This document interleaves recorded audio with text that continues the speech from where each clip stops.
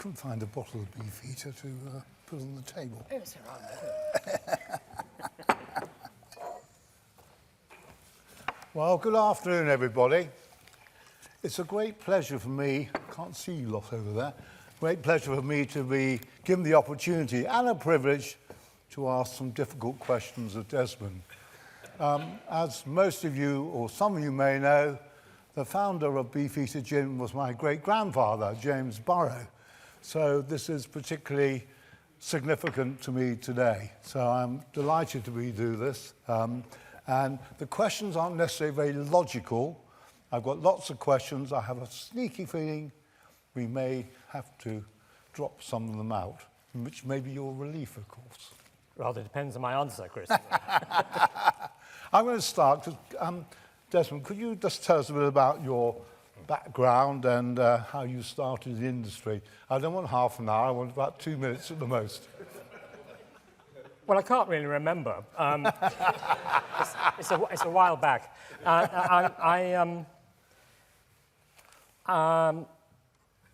My father, my dad was Army, and he assumed without any discussion ever with me that I was going to join the Army. And I left school, and there's a form to fill out. I said, I'm not joining the Army. He said, what are you going to do then? And off the top of my head, I said, I think I'll go in the wine trade, which I did for a while, and worked in Harrods Cellars, bottling wines and tasting. That's where I really learned how to taste. I wasn't meant to, I don't think, but I did. Kind of one for you, one for me. And I moved on from there and joined a company called Seager Evans, who are no longer around. But they were wine merchants and gin distillers, and they had a distillery down in Deptford, way down southeast. I was living in a rather nice flat in the King's Road in Chelsea at the time, so it was quite a change. But that got me hooked, and I spent part of my training in the gin distillery, and all the spices and the herbs and the botanicals that we know about. But they owned the Plymouth Gin brand. So as part of my training, they sent me all the way down southwest, much further than I thought, to Plymouth, and that was really what got me into it. Good, thank you, thank you. Who or what has been a key influence in your life? I really want to give credit to a chap called Philip Milner, who nobody in this room will have ever heard of, but he was the distiller at Seager's, and he taught me how to make gin, or the beginnings of it, and that really was what got me going and kept me going. He was quite a character, and he moved down to Plymouth when we transferred the production there, and I went down as well, and kind of kept going for a year or two since. So that's the who, and the what, of course, is just the gin. I thought it might be. What products, developments and initiatives are you most proud of, and why? It's almost that trick question, which of your children do you love the best? And you say, I love them all equally, which I do. I mean, in terms of, I suppose that the gin I'm most proud of, first of all, I hope you would agree, Christopher, that we've kind of kept the quality of Beefeater gin going, it's wrong to say from strength to strength, although we have some things at 50%. But in terms of development, I think Beefeater 24, which was after 40 years of making gin, they finally, rightly or wrongly, trusted me to make my own. And that was Beefeater 24, and that was a huge excitement, and I'm very proud of that one. And probably the first use of tea in a gin. You're right. One or two more around now, I think. Now, testing your memory. Oh, God. You said your memory was a little bit young. Can you remember what the first alcoholic drink was you ever tasted? See, this is a story associated. This is a trick question, because we've just been hearing correctly about responsibility and all these important... We saw you with a large gin and tonic in your hand. I was with the boss. Yes. Boss. I think I forget how old I was, conveniently, because as you have hinted, I forget things. But I was at school, in a boarding school in north of England. And one Saturday afternoon, I kind of escaped and went down to the town. And I don't know why, but I bought a bottle of Dubonnet. A very wonderful drink, by the way, and a Pernod Ricard product. But that's I didn't know that at the time. And I was walking back to school with a brown paper Dubonnet bottle-shaped package under my arm. And of course, I walked straight into the headmaster. And he said, "What have you got there, Payne?" And I said, "It's a bottle of Dubonnet, sir." Innocent and honest as I was in those days. So, and this is one of the most effective, responsible drinking messages I've ever had. He looked me in the eye and said, "Don't drink it all at once." Brilliant, brilliant. So, and I didn't. That's a good story. Now, tell us, what do you love about the drinks trade? You spent 50 plus years in it. What's your love for it? What's the affection? I mean, quite apart from the drink itself, you know, for goodness sake, there's nothing wrong with alcohol correctly used. I mean, it's important that we understand that message. But it's the variety, for one thing, but I think most importantly, it's the conviviality. It's, you know, the gatherings like this, when we get together, we know each other, we tell stories, we have a go at each other and say, "Mine's better than yours," and whatever. You know, we could be making, as an industry, we could be making steel pipes or nuts and bolts, and I can't quite see the opportunity in that industry. I'm sure they get together, you know, but they probably, I don't know what they do, tighten things up or loosen them off, I don't know. It's the conviviality, it's the friendship, and it's a really, it's a great industry to be in. I couldn't agree more. I think it is a fantastic trade to be in. I'm not done yet. And it's the people. You know, over the years, you and I have met many people from the trades. Many are still good friends of ours, but it's the friendship and the fun, and it's amazing what a glass in your hand can do when you're having a difficult negotiation. Now, that's the love. What would you find frustrating with the trade, if anything? Oh, same thing as the people. No, it's not. I mean, personally, oh my, IT, I can't, I don't get it. I'm too old. I just, you know, I get so frustrated about trying to do something on IT. It's not about the drinks industry, particularly, but it's my bugbear for sure. I just don't know how to do it. Don't try and teach me, it's too late. Fair enough, fair enough. Now, you've been making gin for 55? 55 for a very long time. When you started, can you remember how were people drinking gin, particularly in England and even around the world, compared to what they're doing today? If you saw, well, gin was certainly around, and it had a bit of an image. Going back to the 60s when I started making gin, vodka was beginning to make an appearance. And vodka was a new kid on the block. It was much sexier than gin. It was kind of Russian and naughty and all these things. And vodka was getting a lot of the excitement. And gin was kind of, you know, you put your blazers on and drink it in the golf club, a bit more like that. And it was gin and tonic. And if you went into a bar, actually a pub, is what it was, there may be two gins up there on the optic. One of them probably was a consortium-owned brand by the brewers, and maybe one other, and it was a gin and tonic, and that was it. And the, you know, the ice, if you ordered ice, they said, "Well, are you American or something? What ice in your drink?" Something like that. And if you want a slice of lemon, it was this little tub of pre-sliced lemon and a tub of brine from the cash and carry, and a little Paris goblet. It wasn't the greatest drink, and there really wasn't much else. How it changed. I mean, you know, of course cocktails were around, but not in the bars in Plymouth. They weren't. I was at the time, you know. If you came to the smart hotels in London, you'd get a cocktail. But the only place in Plymouth you get a cocktail was in the Holiday Inn. Nothing against Holiday Inns, but if you ordered a cocktail, there were 3 on the menu. I think one may have been gin. And it sort of came out from under the bar, and they put a plastic sword with a cherry on it and an umbrella. And that was a cocktail. I mean, it's as good as you got. There's a plastic Beefeater Yes, exactly. cocktail stick, I remember them. But, I mean, cocktails are back, which is fantastic. Something I would say about gin, which is different to other spirits, and I think and sometimes we lose sight of it. It may be a question you're going to ask me later.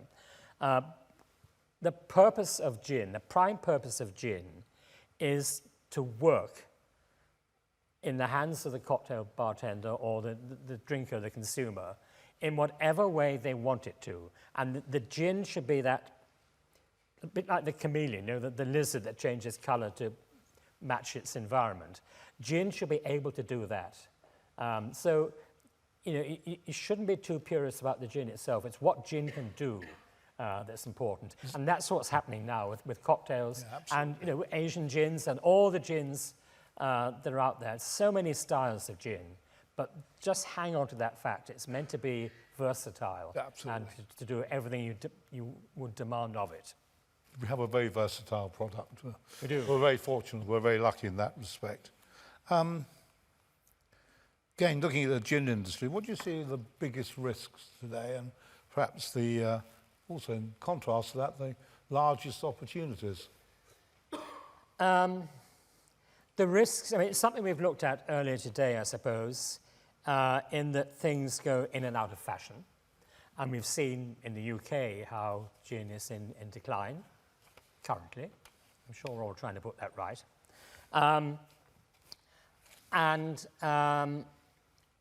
I think there's a risk of gin just forgetting what it is. You know, the downside of being so versatile is that you actually, at some stage, you go beyond the parameters, the bounds of what gin actually is. So there's a risk of that happening. What was the other half of the question? You've got it written. Oh, what are the benefits? What are the benefits? Yeah. Well, it's actually the same thing, you know. Gin is able to reinvent itself constantly. I mean, people say, oh, it's not like it was in the old days, and what on earth is this new stuff coming out, and that new stuff. We have to remember in the industry that what we are tasked to do is to produce the very best products, but produce something that our customers want to drink. And that drinkers is what they are really. Yes. It changes, they change. You know, there's a whole new generation of people who don't drink. I've never met one of them, where would I meet them? But, but you know, we need to accommodate the changes in society as well as the changes in our own product, I think. No, thank you, very right. If there was one thing you'd like to change, what would that be? Oh, what would I want to change? I'm not sure I'd want to change anything. I mean, in gin generally, in the industry. I think something we need, and I know there's a very divided opinion on this, and I'm sure we don't necessarily see off the same sheet on this. Oh, goodness, do we need a definition for flavoured gin? Because, you know, we need to accommodate things that are not London dry gin, because there's a place for them. And just to say it's not gin because it's not predominantly juniper, it's not quite enough of an answer these days. So interesting looking at the gin notes charts.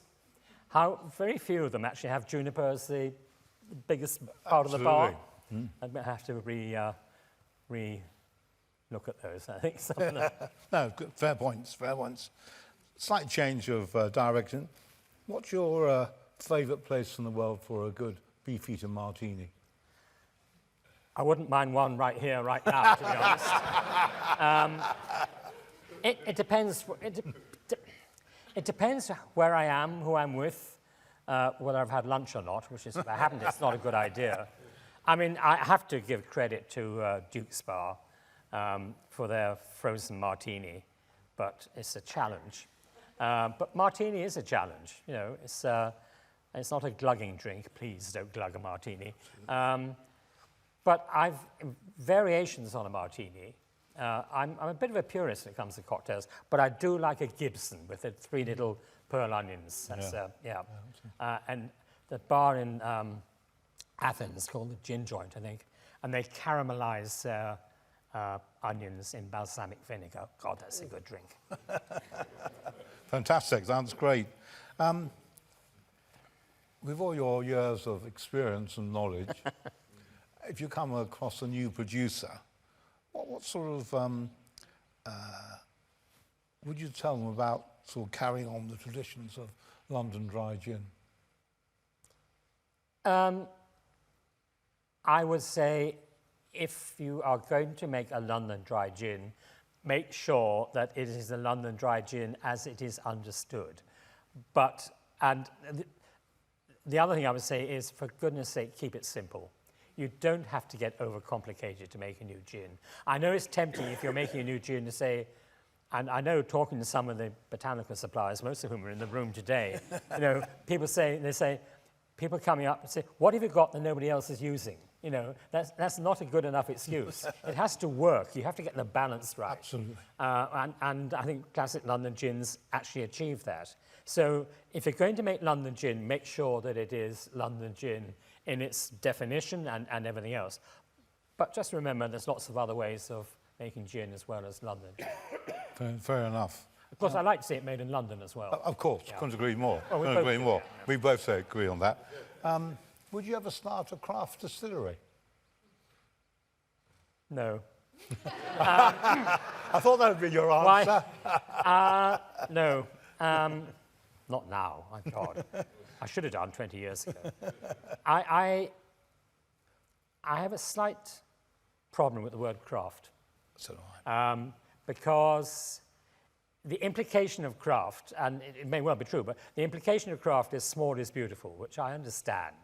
And the craft distillers will say, you know, we're able to take much more attention and care and everything else, which is an admirable thing to do.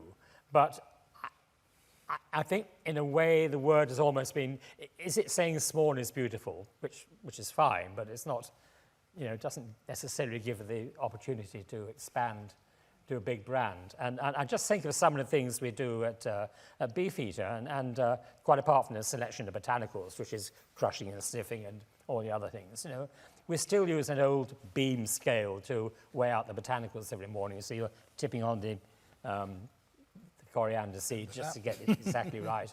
And, you know, all the judgments are made by these things, you know, which is craft, but it doesn't mean that craft can't be big scale. I think that's my... I would totally agree. I'm making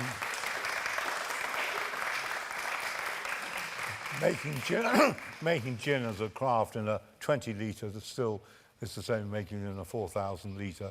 Well, it's a distinct craft, and it's harder, and a mystery as well, isn't it?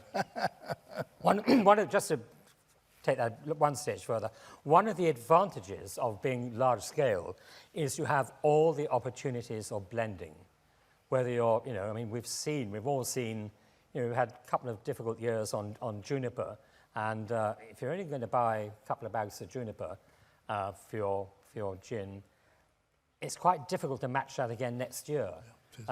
If we're looking at anything up to 200 samples of juniper each year, we have the ability on that scale to say 3 tons of that, 5 of that, 8 of that, and you can actually blend things together to create a consistent result. That's what blending is about. The whiskey guys know this well enough. Yeah. And, you know, if you're a brand, you need to be consistent.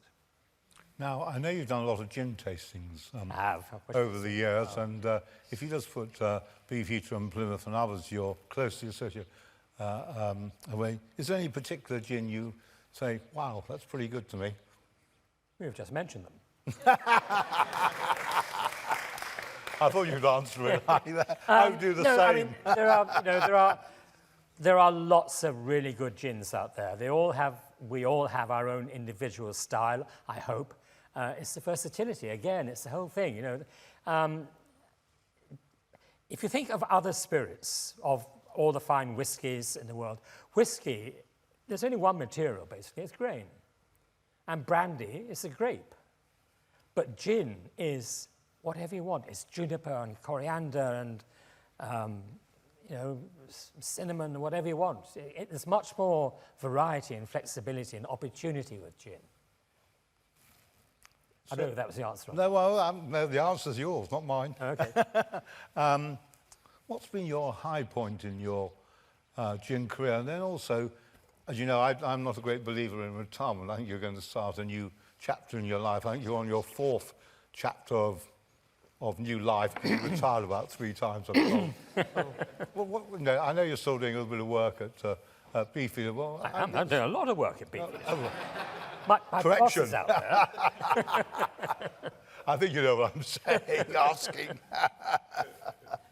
So what's been the high point of your career, and what are you going to do with your... there's 1 or 2 extra hours you're allowed to have. Well, high points, I mean, there have been many. Again, it's the people, and that sounds like a very sort of glib answer, but it's true. I made some really great friends in this industry, and that is definitely a high point. Beefeater 24, actually, I come back to that. It was, I remember we had a debate in Scotland, something that white spirits are better than brown. Of course, it was in Scotland, and brown spirits won, but... So I lost some motion, but when I came out, this brand new gin, 24, just won the trophy for best gin in IWSC. But that was a proud moment. And the honour of getting an MBE for services to British gin, which was a great honour. And absolutely. it's pinned to my dressing gown every evening. What's the biggest myth you've ever heard about yourself or about Beefeater? How it's made? About myself, a lot of things a good few years ago, sorry. A good few years ago, we had a focus group who were being interviewed for some new product we were doing. And they said to me, would you like to come and sit behind the one-way screen and see what they're saying about the gin I just created? And I said, yes. And they had people coming in, they were showing them how these things work. And one of the people on the other side of the screen said, and because they were talking about me for some reason, and this is our master distiller, he's created this gin, he was making gin for 30 years, or what it was at that stage. And he said, yeah, but it's not a real person, is it? So I was wanting to tap on the gun, it's holding me back. It's me, I'm here. And in terms of Beefeater, I think, in a way, coming back to what I was saying just now about scale, when I hear people say, oh, these big brands of gin are just factory-made and not with no love and care and all these other things. And I really take objection to that. We all the big brands, as well as the small brands, take every bit of care and attention in what we do. Otherwise, it doesn't work. And it's down to the human element again. We taste things, we smell things, we talk about things, and we drink things and enjoy things. Now, Desmond, your predecessors, take me out of it, have always actually looked very young for their age. And I've had a question.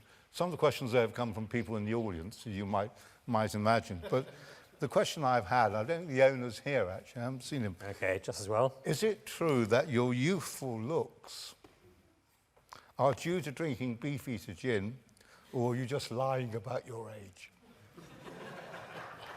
Christopher, I think we're pretty much the same age. Not far off it. Yeah, I'm 38. I'm 38 too. Youngster.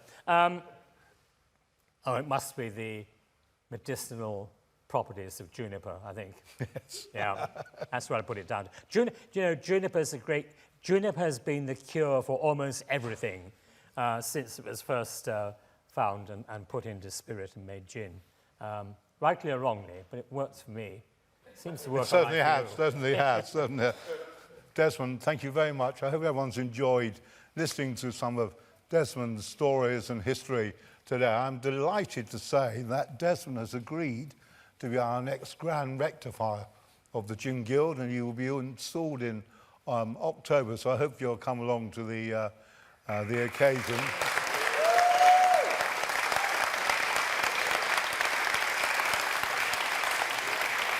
Thank you. Thank you very much. Well done, sir. Thank you. Thank you.